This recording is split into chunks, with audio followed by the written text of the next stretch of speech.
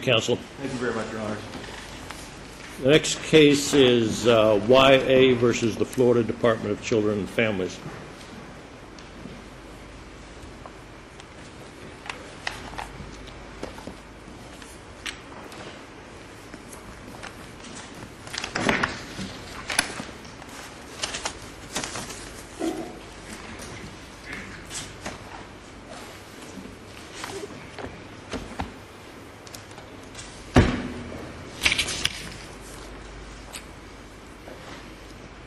May it please the court. My name is Thomas Butler. I represent the mother, YA, in this direct appeal. Your Honor, I'll reserve 2 minutes for rebuttal. All right. Appreciate it. Thank you. As you see from the brief, the initial brief, we raised a number of issues. The first one was that the final order lacks the required findings. We argued that the Paget and FL require the court to find that the mother is a substantial risk of significant harm in a case like this, when there's medical neglect of her stepchild, and whether that in itself would be a substantial risk of significant harm to a biological child, AA. And the record evidence, documentary evidence, indicates that the mother had been doing significant tasks to treat AA's mental health needs. As we see in the record, the mother took AA to numerous pediatric visits, also to see a neurologist, took him for different tests, an MRI, a blood test, a psychosocial right before the removal, different psychiatrists. She even took AA for a simple cold and a fingernail injury, a bad breath. She never did any of this for R3, which was a stepchild. As we see from the record, she also had filed and AA was subjected to seeing and knowing about all of the things that that happened to R3, correct? From the record evidence, allegedly, yes, Your Honor. And go ahead. It's not allegedly, it's right there in the record, correct? There's testimony to that effect, and testimony from the experts that AA has mental issues, mental health issues as a result, correct? According to the experts which we're attacking on the appeal, Your Honor. And so, assuming these experts are accepted, why should we not affirm? I mean, that is actual abuse, it seems to me.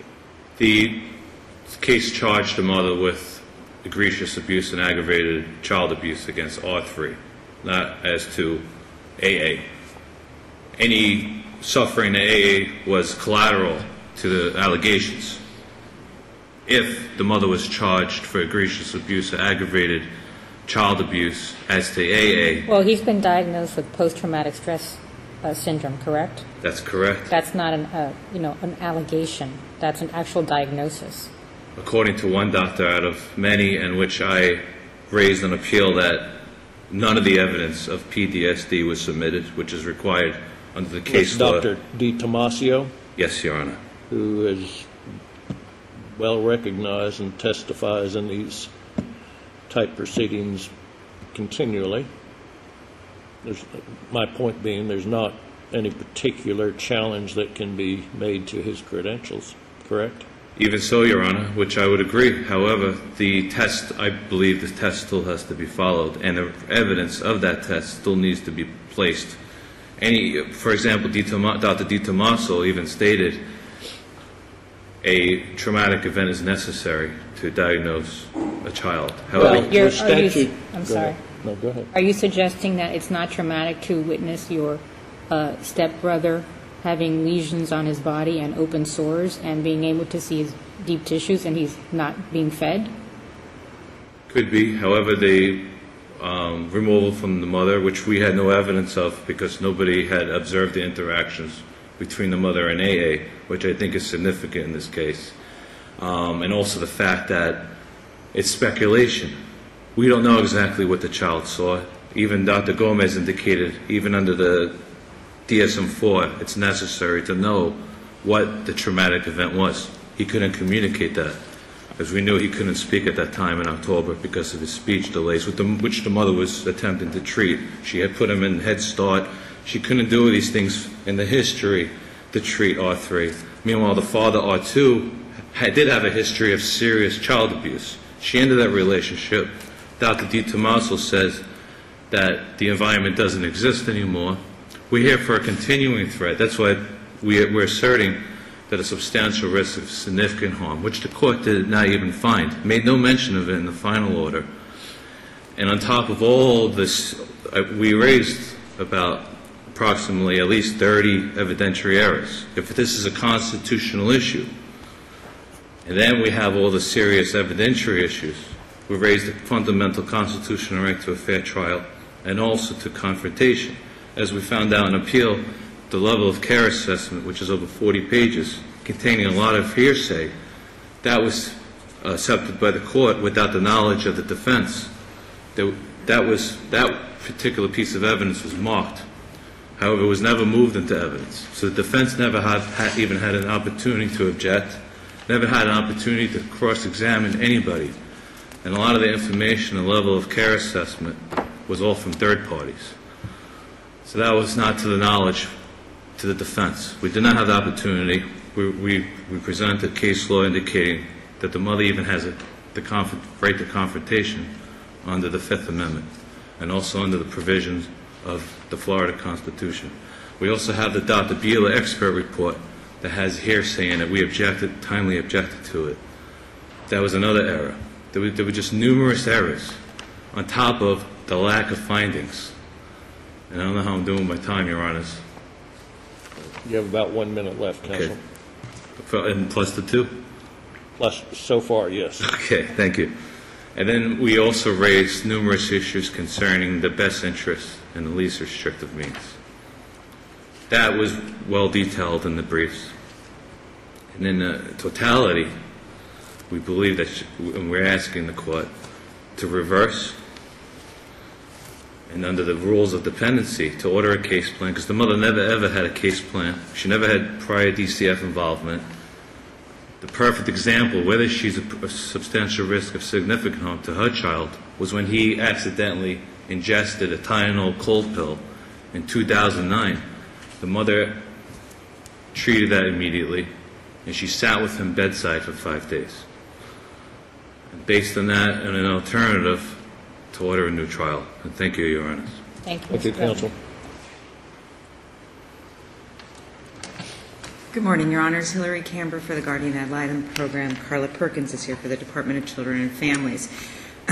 Your Honor, note the mother's argument is not that RF3 was egregiously abused.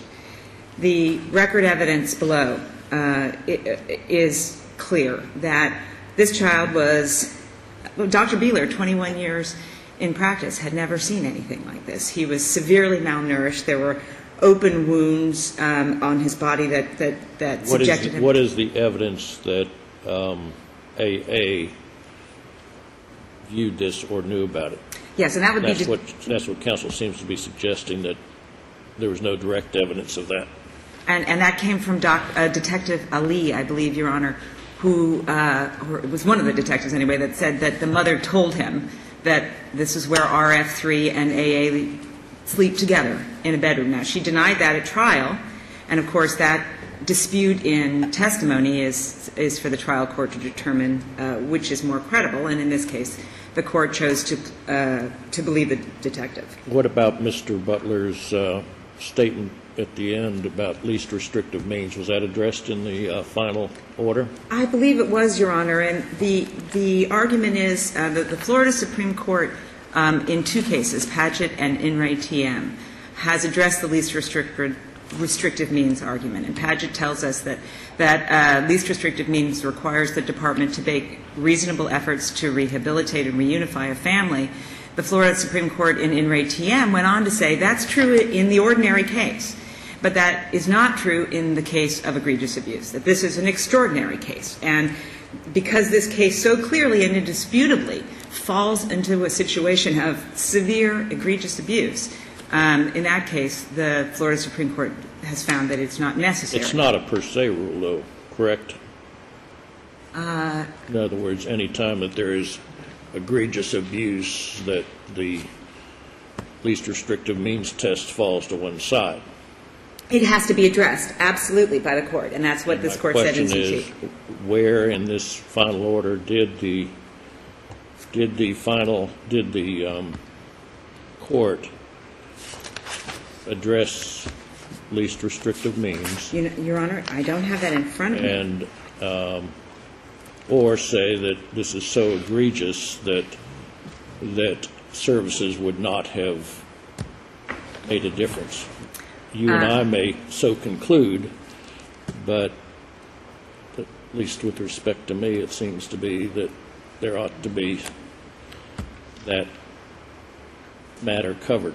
Would you not agree? I would, Your Honor. From a legal standpoint? I would, and unfortunately, and I apologize to the court, I don't have that information right in front of me. I'd be happy to review the final judgment and submit supplemental. If the court did not do that analysis, would it be appropriate to send it back for such an analysis? I suppose it could be remanded for that, Your Honors, if the court found that to be that review of the final judgment was insufficient without but further elucidation by the court. I think that would not be inappropriate. This court in Re TP and affirmed in CT found that the egregious abuse of a sibling is sufficient to sustain a ground for termination. Your Honor is correct. You still have to make findings of least restrictive mean and manifest best interest. We submit, Your Honor, that the record evidence is there. If the final judgment is lacking, the record evidence of least restrictive means is there, as is the manifest best interest finding. So it would just be for remand for further elucidation. And furthermore, that if there was a requirement of harm, which this court has not yet required. Page 12 of the order deals with that termination is the least restrictive means. It does address least restrictive means. It does. Thank you, Your Honor. I appreciate it. Were the court to require further evidence of harm, then I believe that Your Honors have elucidated that harm this morning, and I won't waste the court's time unless you have further questions on the briefs. We would request that the order below be affirmed. Thank you. Thank you. Mr. Butler? Thank you, Your Honor. Even if the final order addresses anything about least restrictive means, I do not believe it addresses what your question was whether the egregious abuse by itself should mandate that the mother is a substantial risk of significant harm to her biological son, who is AA.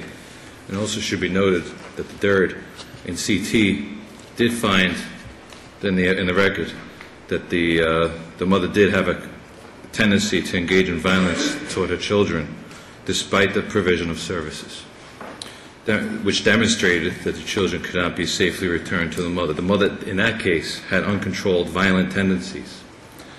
Also, we addressed the fact that in finding a substantial risk of significant harm, there's a lot of case law that indicates that whether the parent suffers a mental or emotional condition. In this case, there was no such finding. It was the act in itself of medical neglect of a stepchild in which the final order doesn't address whether that in itself would be a substantial risk of significant harm to her biological child. Based on the foregoing in the briefs, we ask for reversal or in the alternative for a new trial. And thank you very much. Thank you, counsel. Thank you.